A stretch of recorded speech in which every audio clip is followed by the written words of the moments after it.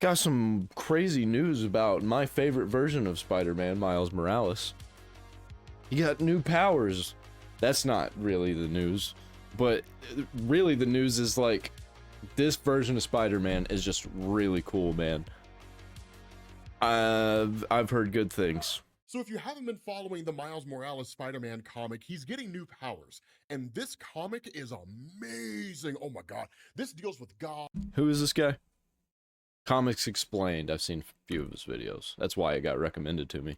Gods and spider totems, the web of life and destiny, all that cool stuff. Like Spider-Man ties into it, but so does Black Panther. So if you do need to get caught up and you want a more in-depth explanation of what's going on, there'll be a playlist. That is some cool art, though. Got that's really cool art. It reminds me of old classic Spider-Man, but updated. Way more detail. At the end of this video that you can watch. But the long and short of this is that, as most of you guys know on Blood Hunt, Miles Morales was bitten by Blade, who was possessed. But in essence, Miles Morales is a vampire. And so Black Panther has brought him to Wakanda. Whoa, wait. Excuse me? So we got vampire Spider-Man now? You know what? That is badass, actually. I'll give him that. Bitten by Blade, of all people? Let's get a Blade crossover Spider-Man movie where Blade is like I don't know, the mentor of Spider-Man, vampire Spider-Man, kind of like Batman. And his butler, I forget his name. Alfred? But in essence, Miles Morales is a vampire. And so Black Panther has brought him to Wakanda in order to try to find a way to cure him using the Panther goddess Bast. Now, one of the things about this, and I don't really know exactly how I feel about it, we don't really get to see a lot of Wakanda, and we never do. Right? I mean, I guess in some ways we do, but like Wakanda's phenomenal just in terms of how it That's a really cool rendition of the way Black Panther looks and how it's depicted. But the fact is that what Black Panther tells Miles is they cannot just walk into the capital, and they cannot just simply go and have Miles enter into the This is how you get diversity without DEI. This is what I want when we get diversity. This is natural. Like, this is not forced whatsoever. I feel like this, like, I don't even know. I don't even know what to say about it. This is cool.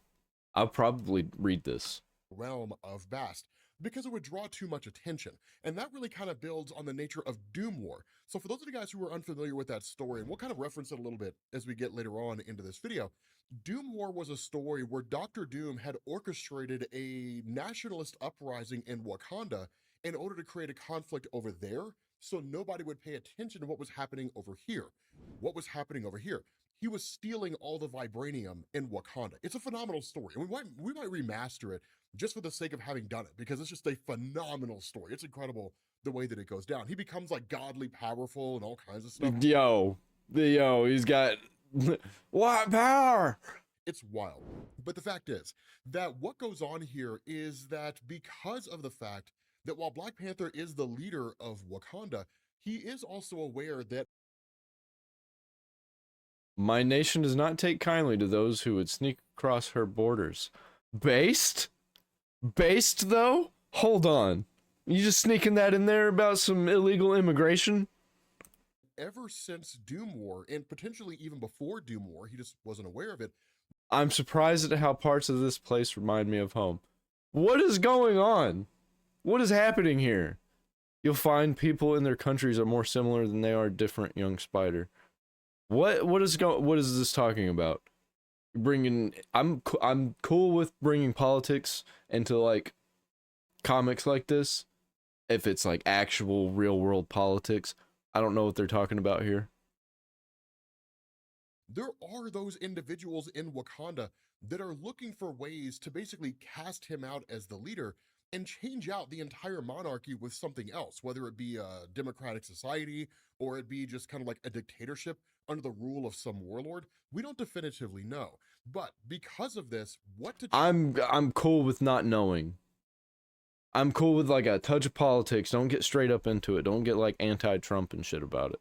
Allah has done is he's kind of created these essential back doors into the realm of Bast. One of these was given to a guy by the name of Niobe. And the idea here is that he would basically give Black Panther the key that was handed to Niobe previously, that would give Black Panther the ability to secretly enter into the realm of Bast. The problem is that the key's missing. And so the result of this is that Panther tells Miles to calm his mind and to look around. Now, some of this is tied into the nature of the new vibranium suit that Miles was given, and some of it is tied into his existing vampiric powers, which is to say, the ability to calm his mind and to literally filter his surroundings, almost like Joel from The Last of Us, right? And figure out people's locations. It's not something that he's consistently done in the past. It has happened once or twice, but it is becoming a more focal point of his character as time goes on in the comics. So it is cool to see that Marvel's kind of expanding and building on this whole thing. Now, of course, Miles figures out where this person is, ultimately chases him down. But keep in mind, the nature of the suit is that it allows Miles to channel his venom energy into the suit, which kind of funnels back into him and brings him down from these amped up states. Because whenever his adrenaline gets going, his vampirism begins to hypen up and he starts to lose himself. It's not that dissimilar from like Wolverine's berserker state or Thor going into a warrior's madness. And so in order for Miles to calm down, he does get a little bit of assistance from Black Panther. It's kind of like, calm yourself, relax, remember the nature of your suit, but it is mostly Miles. I like that kind of stuff. I'm super into Dragon Ball, and that's really reminiscent of Dragon Ball, where you're just like, you gotta dissolve that ego, and that's how you'll fight better, and you'll have better senses. Right, kind of bringing himself back, calming himself down, getting back to a more central place. Now, this is kind of a undercurrent of what's going on in the Miles comics, and I wouldn't go so far as to say that it's a power, but most of you guys know I think it's good. Fans of Miles I think it's really good because, like, if kids and people, a lot of people who are into comic books are a little mentally ill. I think it's really good that people who are like of that mind, are reading this stuff, and it's teaching them to dissolve the ego and like calm down, and everything's not so bad. You need to calm down so you can actually see what's happening around you and not freak out. Miles and have been for some time. I wouldn't go so far as to say that he's reckless, but I would go so far as to say that he doesn't have the best control of his emotions. He tends to get carried away.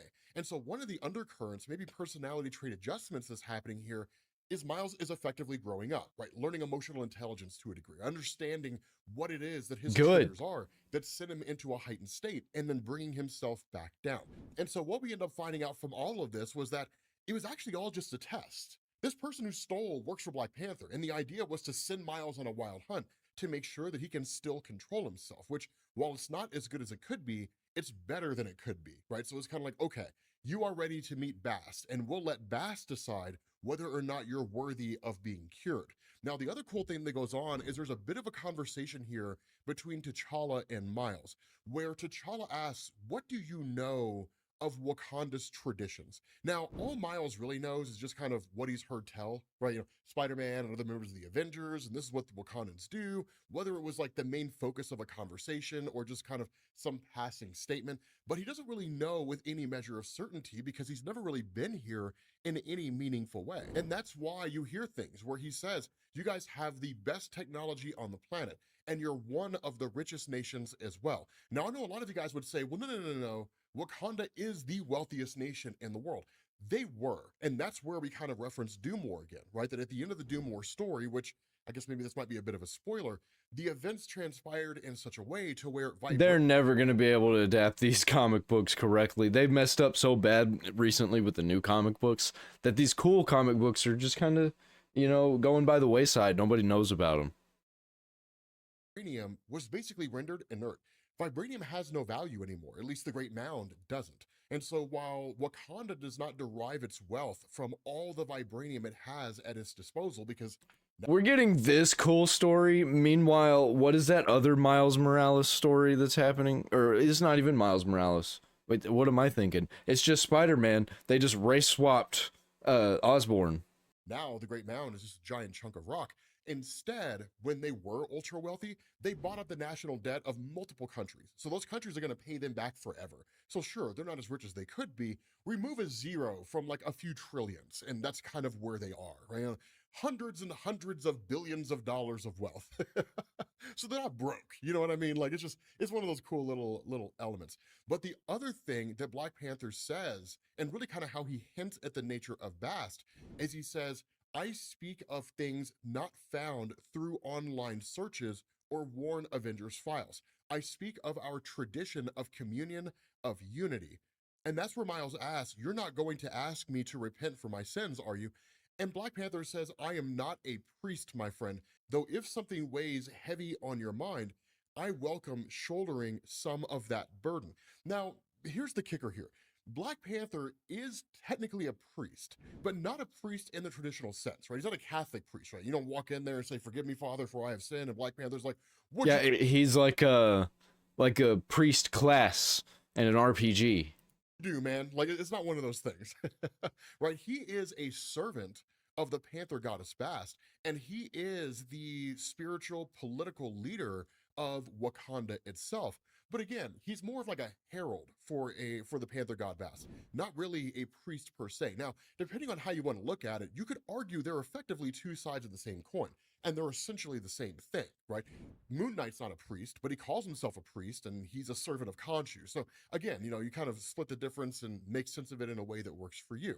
But one of the things that Miles talks about here is the feeling that they could do so many cool things with Moon Knight. I love Moon Knight. Has as a result of what happened in Blood Hunt, being bitten by Blade, that he felt betrayed, right? Because Blade was a member of the Avengers, and I think to a degree he still is, but being possessed and turning against the Avengers, that Blade and Miles were very, very close. In fact, Miles helped Blade on more than a few missions and actually became close with his daughter. One of the big kickers about all of this is that there was a kind of communion that was found there, because while Blade is part and parcel to the main Marvel universe, he's always kind of been there and separate at the same time, with the exception of like a couple instances, right, where he initially came into contact with Wolverine in his early days, when Blade was bitten by Morbius, which is what allows Blade. Hey, I remember this. I had this when I was a kid, or at least something like this, because I remember this character and Blade, and you got Spider-Man. I think Punisher was involved also with the one that I had, but this character was definitely involved. To walk around in the daylight. Might have been Daredevil. By and large, he doesn't really have a lot of crossings over into the main Marvel universe. The Midnight Suns is another example of that, but he's usually just kind of over there. Miles found common ground with Blade in that feeling, because Miles... No, it was Spider-Man. It totally was Spider-Man. Comes from a whole different universe. He's made the main Marvel universe his home, but he comes from the original Ultimate Universe. So no matter how close he gets to the people here, no matter what loves he may develop or what home he builds for himself, it will never truly be home. You know what I mean? Like, it's just one of those little feelings that he kind of has itching. But more so than that, because he and Blade were so close and Blade was able to attack him, he's kind of plagued with these questions. What if he had bitten my girlfriend, my parents, my younger sister, you, or some poor person on the street? It's these fears and this anger that he feels from allowing himself to be so vulnerable to somebody that he knew that took advantage of that. But it's also kind of reconciling these things, right? Blade was possessed by a vampire god. Blade was not his normal self. But one of the important things that T'Challa says here is fear is not something to be ashamed of, my friend, or anger. It is natural. It allows us to survive. However, living in the past and what ifs is the quickest way a fool will find themselves in a prison. And that's... Oh man, I love that so much. This is so good. This is really good. This is the direction that Marvel needs to go in with the diversity. This is real. This is real stories, real emotions, and not crazy people just talking about how bad Trump is. It's true, right? There's two messages that he's giving him here. The first one is what you're feeling is normal. You're a human being first and a man second. Do not forget that, right? There are normal aspects of what it means to be human, to fear, to love, to hate. Emotions really are just a natural human thing. But the other part of that is, yes, the past is a prison. The past is not meant to be dwelled in, the past is meant to be learned from. Because if you allow yourself to live in the past, then you allow yourself to be plagued by what ifs. What if I had done this differently? What if I had done that differently? How might things have transpired? And because there are a million things that happens over the course of our lives leading up to any one particular point in time, there are an even million more what ifs on how things could have been different. And your imagination becomes your prison. So it's one of these things where it's like, live in the moment, stop worrying about what happened before, learn from it, understand the circumstances, and move forward, right? He says, regrets are for those too afraid to live in the present. It's something the dead tell me all too often. And as their king, I can do nothing but listen. And so, Oh man, that's so good. That's 10 out of 10. That's 10 out of 10 line. Who is this guy? Is this Black Panther?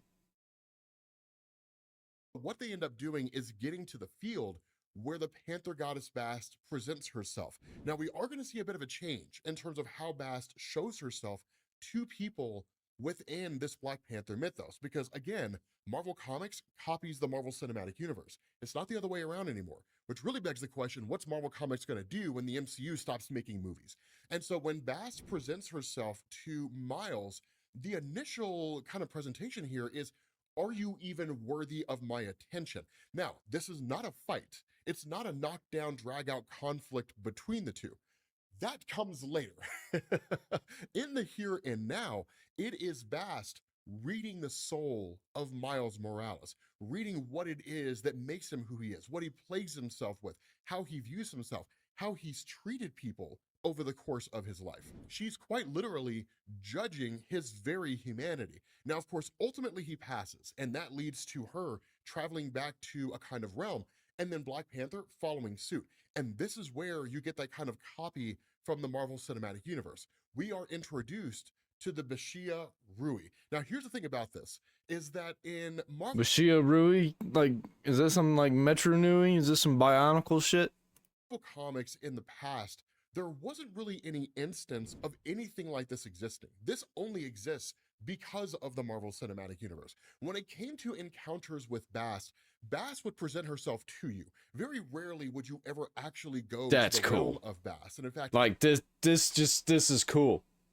It's just cool. I'm saying cool a lot, but it's badass, man. Whoever the artist is for this, they know how to make some badass, like, Wakanda Spider-Man art. This is like Korn. This is like the band Korn. That's what that reminds me of. Like a mummy bird. Mummy bird versus a magic panther. I imagine we could probably count on one hand the number of times that's happened, if it's ever happened at all. But Bast appearing to you, that's what happened in Doom War, when Dr. Doom met Bast. Bast appearing to Black Panther when he became King of the Dead in the aftermath of Doom War. All these things are Bast appearing to people, but she is part of a much That's larger cool. pantheon of gods that exist out there. And so that's where, when Miles says, like, are you going to be able to cure me here? Black Panther says, well, it's going to require a lot more than that, right? It's going to require the power of Bast herself. I cannot do it for you. Now, of course, Shuri shows up here as well. And again, Shuri in the comics is basically being adapted to become the version of herself from the Marvel Cinematic Universe. Don't necessarily know how I feel about that, because if you read Hickman's Avengers and New Avengers, Shuri is amazing. Like, when she becomes the Black Panther, she is a boss. Like, that version is the version that should have been in the MCU, not the other way around. Right? They are different in a lot of ways.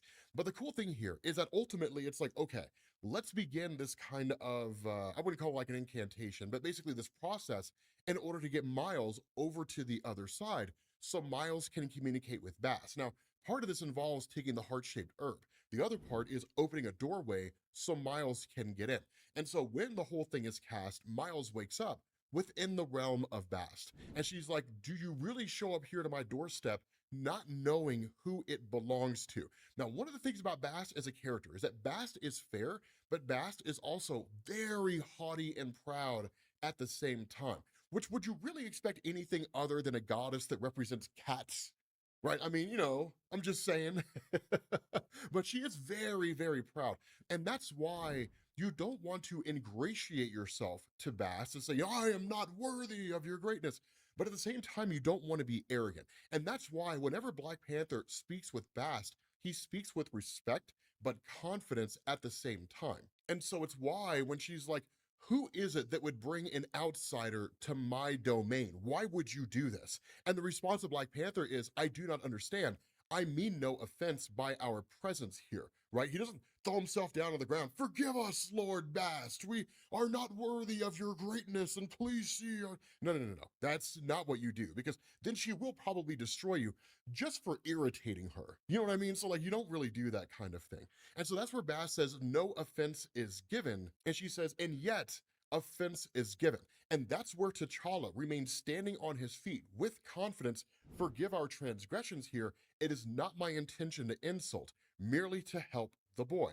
And even Miles speaks up and says, yes, this is true, right? He's only trying to help. Now understand, this is not the first time that Black Panther has brought someone before Bast. And so for her to react the way that she is now has less to do with the fact that Miles was brought here and has more to do with the other god that Miles represents. I say that because, again, if you guys remember from Jonathan Hickman's Fantastic Four run, when Black Panther became the King of the Dead, he brought Reed Richards as a witness to Black Panther's standing, right, to his character, to the validity of what Black Panther really stands for, right, and kind of ushering in this new era of his life, so to speak, right, following Shuri becoming Black Panther at the end of Doom War. And so ultimately, with Miles being brought here, despite being represented by another god, it's considered a transgression, because when it comes to these various gods, and we've seen them with, like, Sidorak, right, the guy who gave Juggernaut his powers and so on and so forth, you do not receive...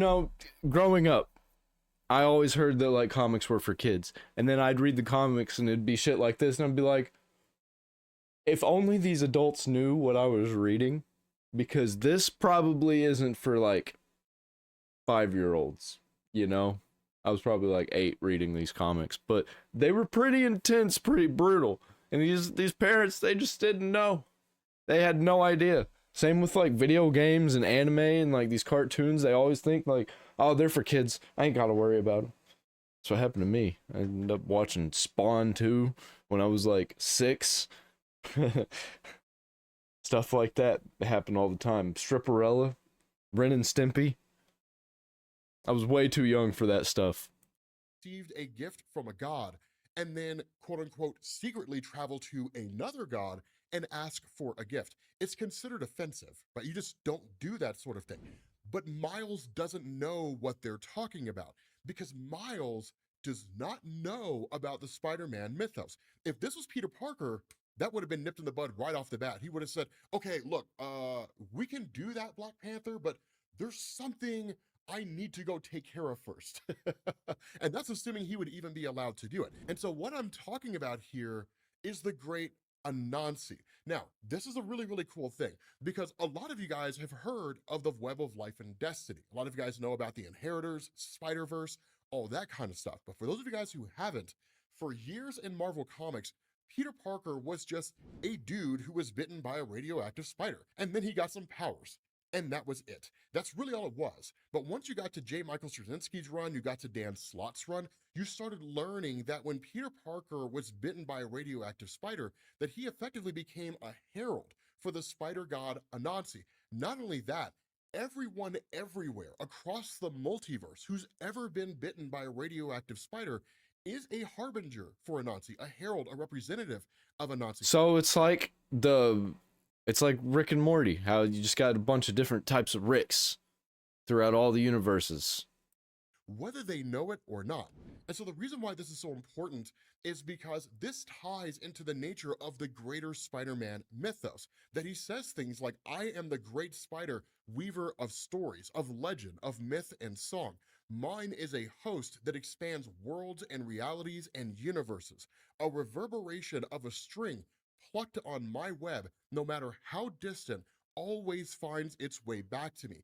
Do you understand, my champion, my Spider-Man? Now, what he's talking about... That's cool, like bringing in, that's how you have multiple Spider-Mans across all the multiple universes where they're all different, and like some of them aren't even Peter Parker. Most of them aren't Peter Parker. They're all like different people. And I want more of that. I want more of the multiverse Spider-Man. I don't care about all of the multiverse Marvel stuff, but Spider-Man I do care about. I'm waiting for that third movie, damn it. It's taking way too long. I don't even think it's going to come out at this point.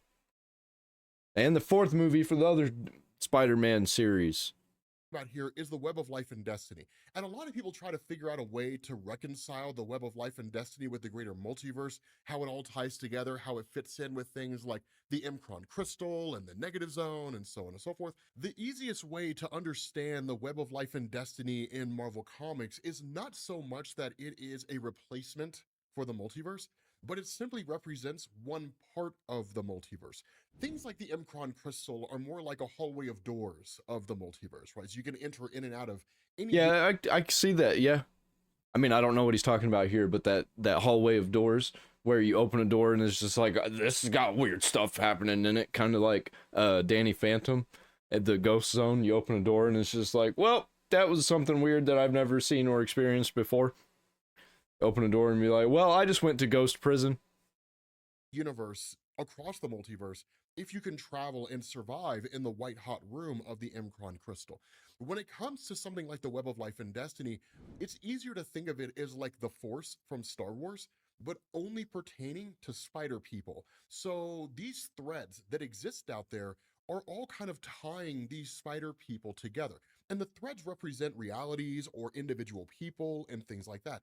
And there are certain roles within the web of life and destiny that individuals kind of occupy that represent certain things. So a good example of that is the Bride, right? Cindy Moon. She's going to be coming up in the new Insomniac Spider-Man game, although we haven't really seen anything from her in Marvel for a while, I don't believe. But Cindy Moon was the Bride. What does that mean? It means within the web of life and destiny, there's only one bride. And the bride represents individuals who are bitten by radioactive spiders and become Spider-Man and Spider-Women by happenstance, luck, or sometimes bad luck. Right? They're in the wrong place at the wrong time, and they get bitten by a spider. So it's not as though every spider person out there was somehow destined to become a spider person with a hero's mantra or anything like that. They just happened to be in a place and they were bitten by a spider. And that's really it. But that is what the web of life and destiny represents. You got a Godzilla Spider-Man. Now, it does have its own origin story with a character named Neith and so on and so forth. We don't have to get into that here. I feel like it'll just kind of oversaturate the video. So we can make a video on that if you're interested. But getting back to this, right? Getting back to this main point here. This design right here, I think is really, really cool. This like tribal looking Spider-Man, and he's like a god. Because of the fact that Miles is representative of another god, this is not an easily solvable equation, because the reality here is that Anansi does not have the power to cure Miles of his vampirism. Bast does, and even Bast wasn't able to do it on her own. Bast needed help in doing this, presumably from even Anansi himself. We don't necessarily know. But the other thing here is that because there has been a transgression, that transgression needs to be resolved. More so than that, if Miles is going to prove himself worthy of being cured of his vampirism, that worth will be determined by the spider god himself, not by Bast. And so in order to kind of solve both these problems at the same time, that they agree that this whole series of trials that Miles will undergo will start with a fight. It'll start with a battle. And the battle will be the representative of Bast versus the representative of the Spider God, i.e. Miles Morales has to fight the Black Panther. With that being said, guys, we're going to bring this video to an end. Ooh, yeah, man. Ooh, yeah. I want more of this. I might have to check this out for real, though. I'm leaving you guys on a massive cliffhanger. I told you the comic was fantastic. Like, the Miles Morales comic is amazing right now. But let me know what you guys think down in the comments section. I was getting really into that. What's this guy? Yeah, Comics Explained. I'm covering up his logo right now. But yeah, Comics Explained, man. This guy, Miles Morales, Spider-Man gets new powers. Incredible. I want to hear what happens next. I want to hear what happens in this series, and please, Marvel, please bring back Miles Morales and stop doing that stupid show that has the black Harry Osborn. We don't need none of that.